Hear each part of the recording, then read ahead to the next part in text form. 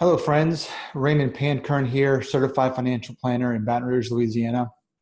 So in today's video, I'm going to talk to you about the trap of average return. So a lot of times when you talk to a portfolio manager, a financial advisor, or you go online, you see that an account has averaged a certain rate of return. But truly, you want to look at what's the real rate of return, meaning what does your money look like after you've gone through a certain amount of years in that account. So let me give you an example of what I'm talking about. So looking at this example, we have an account that's investing in a strategy that is averaging 10%. So year one made 10%, year two, 10%, year three, 10%, year four, 10%, giving you an overall average of 10%.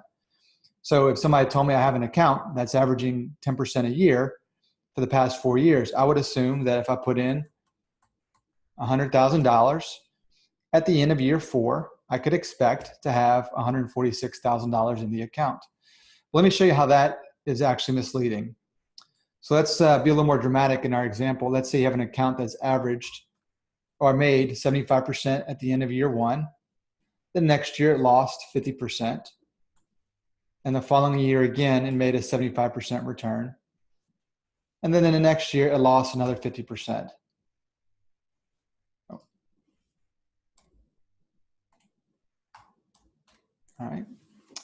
So I could realistically tell the client, hey, I have an account that has averaged 13% a year. So in your mind, you're thinking one thing, but let's look at the example. You put in $100,000 and it's worth $76,000. And so what you see here is average return doesn't really tell the true picture.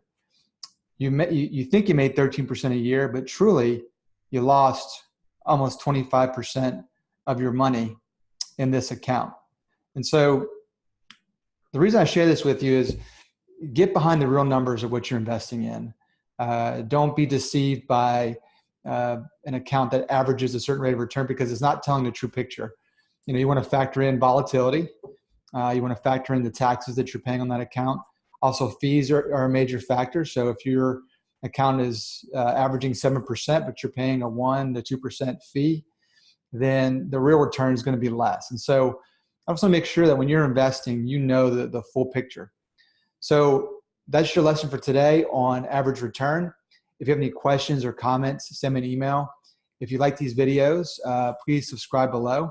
Also, if there's topics or things you want me to talk about, I'm here to help. So send me an email and I'll be more than happy to share what I know about your topic. Have a good one.